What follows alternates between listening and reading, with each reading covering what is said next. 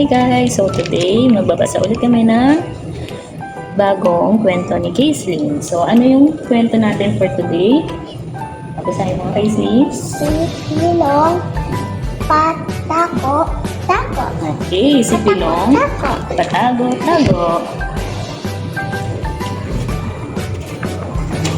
Si Pilong Patago. Kwento ni Christine Canon, guhit ni Leo at Dorado. Sabi, Pilo, saan ka ba nagtatago? Pilo, pumasok ka na sa bahay. Maligo ka na, anak. Kanina ka pa naglalaro sa labas. Sabi ng kanyang nanay. Sabi ni Pilo, Bulaga na. Hindi nyo alam, nandito lang ako. Nakatayo ako ng tuwid sa likod ng poste. Ayan siya. Pilo. Sabi niyo naman. Tatay niya. Pilo. Saan ka pa naroon? Pilo. Kutob na ang alakang ista mo. Halika. Pilo. Pakainin mo na ito. Papasok na ako sa opisina. Nahanap na naman si Pilo ng tatay niya. Bulaga, tay. Hindi niyo po ako nakita, no? Nandito lang ako sa ituktok ng aparador.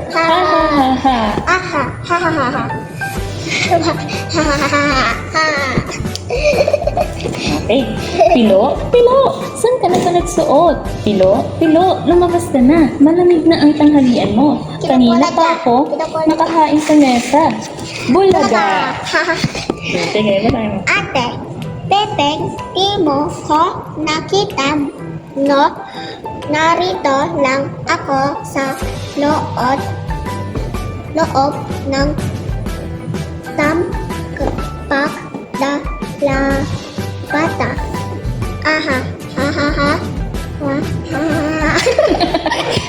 Yan, nasa loob lang daw siya ng labada. Sunod, Pilo. Pilo, nasaan ka pa? Talaka, Pilo.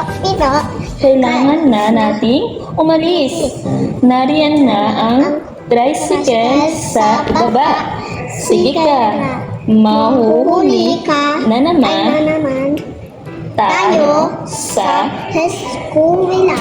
Okay. Nasaan kaya si Pilo? Kinukulat na. Nandiyan yung phone.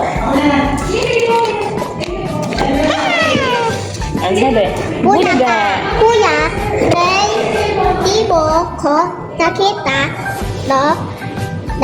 Dito lang ako sa kilid ng hawa.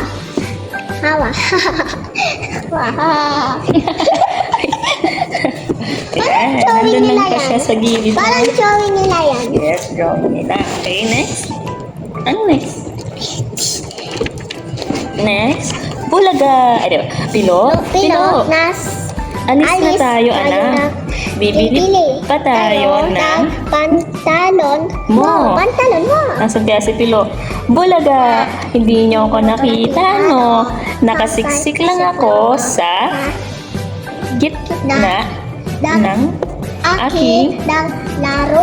aking mga laruan. Next. Sunod.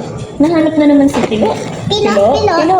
Kapili na ako ng pantalon mo. Pilo, nasaan ka ba talaga? Pilo, nag-aalala na ako. Naghahalala na yung mga nanay niya.